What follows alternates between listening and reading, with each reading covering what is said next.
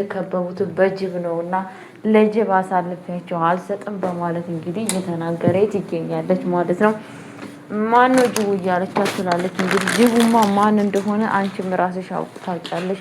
ማንኛው እዚህ ቤት ጅብ እንዳለና ማን እነሱን ለመጉዳት እዚህ ቤት እየመጣ እንደሆነ እኔ አንቺም ታውቂያለሽ በማለት እየተናገረቻት ትገኛለች። እሷም እንግዲህ ይሄ ሁላ ነገር እያደረግሽ ያለሽ እንግዲህ ማን ነው እናትሽ ነች እንደዚህ ያደረገችኝ እያለች ትገኛለች ማለት ነው። በነገራችን ላይ እናቴም አንቺም አንድ አይነት ናችሁ። ምክንያቱም እዚህ ቤት እያደረጋችሁ ያላችሁት ሁላችሁም ለሀብትና ለንብረት ብቻና ብቻ ነው። ስለዛን የሁለታችሁም አስተሳሰብ አንድ አይነት አስተሳሰብ ነው።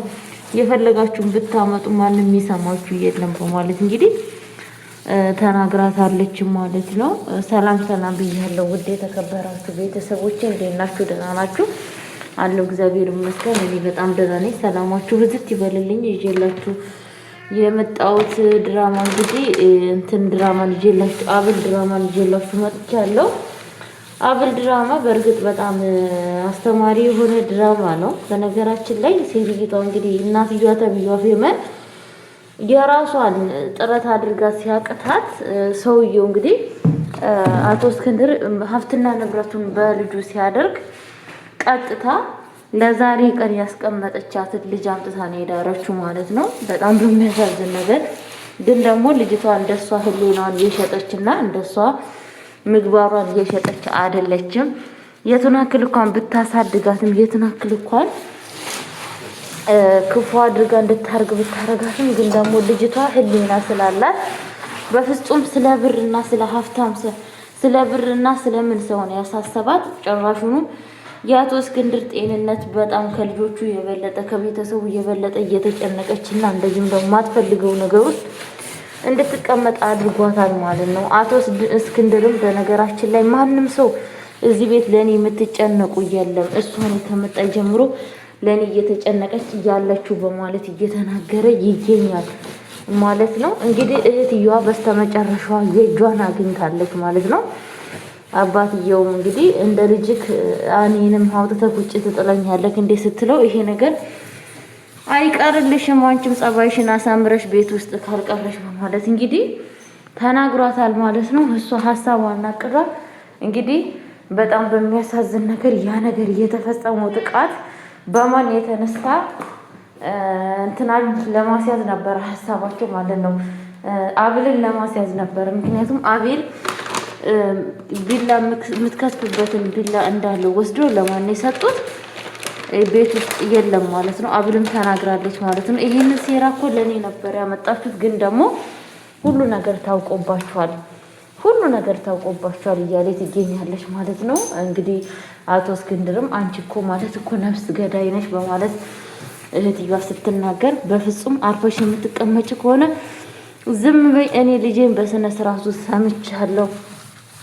ሰምቻታለሁ እራሷ ይሄንን ነገር ጥቃት እንዳደረገች በጆሬ ነው የሰማው። ስለሰማት ብቻ ወንጀለኛ ነች እንዴ በማለት እንግዲህ እየተናገረ ትገኛለች። አዎ በትክክል ወንጀለኛ ነች። ምክንያቱም የሰማሁትን ተግባር ላይ አድርጌያለሁ። ህሊና ያለኝ ሰው ስለሆነ ህሊናዬን መሸጥ አልችልም በማለት እንግዲህ ያደረገውን አድርጓል ማለት ነው። እህትየዋ በዚህ ነገር እንግዲህ በጣም እየተናደደች ትገኛለች ማለት ነው። ምክንያቱም እሷ ምንድነው ሐሳቧ እንትናን ከቤት ውስጥ ለማስወጣት ነበረ ማለት ነው።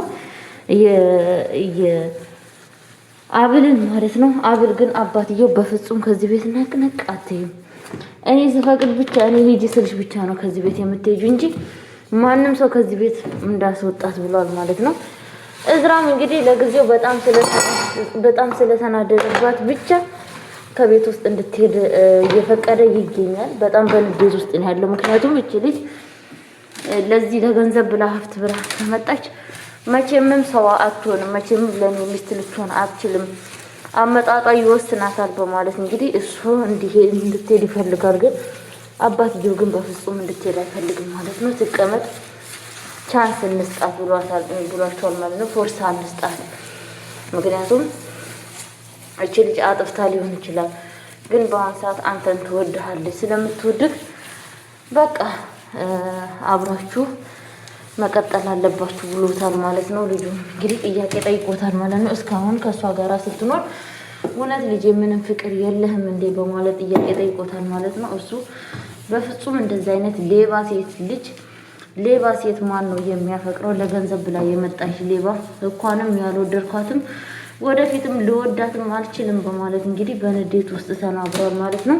እዝራ ግን ውሸቱን ነው። በነገራችን ላይ በጣም እያደነቃትና በጣም አባቴን አንቺ ለአባቴ በጣም ታስፈልጊዋለሽ፣ ለአባቴ በጣም የምታስብ እያለ ከዚህም በፊት ሲናገር ሰምተናል ማለት ነው። ግን ደግሞ አሁን በጣም ስለተናደደ እና በጣም በሷ ላይ ስለተደረገው ስለሰማው በጣም ያኔ በቅጥ ያናድዳል። ማመንም ያቅታችኋል። ሰዎችን በአንድ አምናለሁ ማለት ከባድ ነው አይደለም? በዚች በትንሽ ሰዓት ቀርቶ አብራችሁ ራሱ ኖራችሁ ከሰው ጋራ ሰዎችን አምናለሁ ማለት በጣም ስለሚከብድ ኢዝራም አይታይበትም።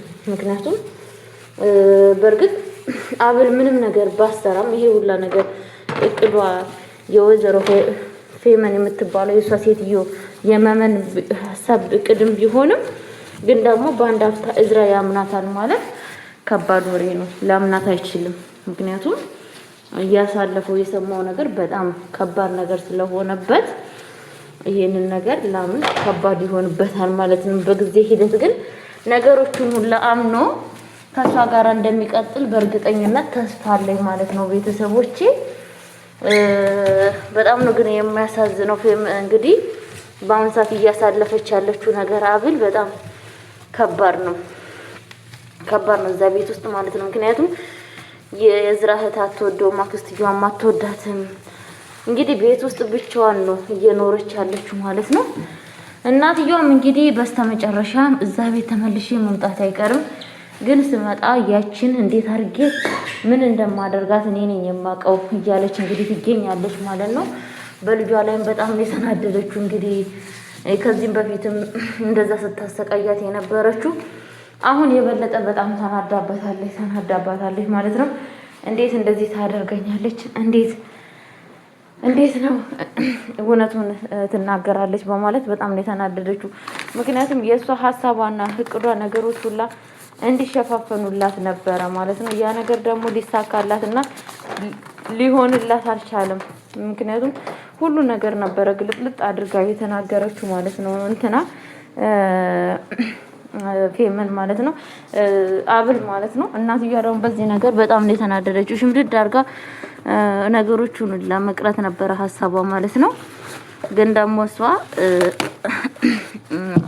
አላስቀረችም። በትክክል በቃ የመጣችበትን አላማ አዋርዳታለች ማለት ነው። በእርግጥ እውነቷን ነው። ምክንያቱም መሰማቱ ለማይቀር መታወቁ ለማይቀር ነገር ምን አስለፋት ብላችሁ ታስባላችሁ? ሁሉ ነገር መታወቁ ለማይቀር ጉዳይ መስማት አለባቸው ብዬ ነው የማስበው። በዚህ ነገር እንግዲህ እናትየዋ በጣም ነው የተናደደችው ማለት ነው። ያናደዳት ለምን እውነቱ ተጋለጠብኝ ነው። በቃ ለምን ያሰብኩት ሀሳብ ሳይሳካ ለምን ሳትዋሽልኝ የሚለው ነገር ነው ማለት ነው። እንደዛ እያናደዳት ያለው ማለት ነው። ግን ደግሞ ምንም ማድረግ አይችልም። አንድ ልጅ ሰው ልጅ አንዴ ነገሮችን ታበላሸ ተመልሶ ይቀጥላል ማለት በጣም ከባድ ነው ማለት ነው። አቶ እስክንድር ግን ወደፊት ያው ይቅር ይላታል ብዬ ነው የማስበው። እንደዚህ ከድራማ ላይ ተቋርጣ የምትቀር አይመስለኝም ማለት ነው። ተመልሳ በተለያየ ነገር እዚህ ድራማ ውስጥ እንደምትቀላቀል ተስፋ አለኝ። ወይዘሮ መመን ማለት ነው። እንግዲህ መመን የምትባለው ሴትዮ በጣም ጨካኝና አረመኔ የሚያሳስባት ስለ ገንዘብና ስለ ገንዘብ ብቻና ብቻ ነው እንግዲህ እያሳሰባት ያለው ማለት ነው። ልጅቷ ደግሞ ለገንዘብ ምንም ሀጃ የላትም እንጂ ገንዘብ ነው የምትወጁ እያለቻት እየተናገረቻት ትገኛለች ማለት ነው። እሷ ደግሞ ከአመዳምነት ህይወት እኮ አንቺን ለማውጣት ነው እያለች ትገኛለች ማለት ነው። እንግዲህ ከአመዳምነት ህይወት ለማውጣት የሰዎችን ሀቅ ንብረት እየበሉ ወይንም ደግሞ ሰዎችን እያከሰሩ ነው እንደ የሚለው ነገር በጣም ነው የሚከብደው። ቤተሰቦች ያስባችሁታል? ሰዎችን እናንተ የራሳችሁን ህይወትን ለማቀየር እንደዚህ የማይረባ ነገር ውስጥ ገብታችሁ በጣም ነው የሚያስጠላው። አሁን ራሷን የተዋረደችው ባንስ እንኳን የዕለት እንጀራዋን ያጣችሁ ማለት ነው። ገባችሁ አይደለም? ሀብትና ንብረት ልትወርስ ቀርቶ ማለት ነውና አንዳንዴ በፍቅርም ሰው ልጅ እኮ ያሰብነው ሀሳብ ላይ መድረስ እንችላለን። የሰው የኛ ነው የኛ የነሱ ነው ብለን ማለፍ እንችል ነበረ። ግን እሷ ያደረገችው ነገር በጣም ከባድ ስለሆነ ይኸው ዛሬ እንደዚህ አይነት ነገር ጥሏታል ማለት ነው። ቤተሰቦቼ እንግዲህ እንኳን መሄጃታ ጎዳና ላይ ነበረ ቁጭ ያለችው ማለት ነው። እንግዲህ ይችኛዋ ደግሞ ምንድን ነው ያደረገችው? ሄዳ ብር ነበረ እንደኔ ቢጤ ሄዳ ይጣለችላት ማለት ነው። ይሄ ላንቺ ነው ብላ እንግዲህ እንደኔ ቢጤ ብር ሰጥታታለች ማለት ነው። በጣም ነበር የተናደደች ማለት ነው። ሄዳ ጉሮሯን ነበረ ንቅ አድርጋ ሲጣ ያደረገቻት። ከዛሬ ጀምሮ በህይወቴ እንዳደርሽብኝ አመኚ፣ ወደዛ ቤት ተመልሼ እመጣለሁ። ስመጣ ግን ምን እንደማደርግሽ እኔ ነኝ የማውቀው ብላ ምናምን እዚህ ታባታለች ማለት ነው። ከመጣው እኔ ነኝ የማደርገውን ነገር እኔ ነኝ የማውቀው። እስከዛን ድረስ ግን እንደፈለገሽ ቤት ውስጥ ልትፈነጭ ትችያለሽ። ግን ደግሞ ከመጣው እኔ የማደርግሽን እኔ ነኝ የማውቀው በማለት እንግዲህ ተናግራታለች ማለት ነው። ቤተሰቦች እንግዲህ በቀጣይ ቪዲዮ እስከመጣ ጨርቁ ይልኝ። ወዳችኋለሁ፣ አከብራችኋለሁ። ይሄ ድራማ ብዙ ነገር ትማሩበታላችሁ ብዬ ተስፋ አድርጋለሁ። ሰዎች ለብርና ለሀብትም ብሎ በጣም ትልቅ መንገድ እንደሚሄዱ እያስተዋልን እንገኛለን ማለት ነው። ግን ደግሞ ገንዘብ አንዳንዴ ሰርታችሁትም ልታገኙትም ትችላላችሁ። ገንዘብ ጠፊም እንደሆነ ለምን እንደሆነ ጠፊም ነው ማለት ነው። እና ሁለቱም በሁለት በኩል ማስኬድ አለብን ብዬ ነው የማስበው። መልካም ጊዜ፣ መልካም ቆይታ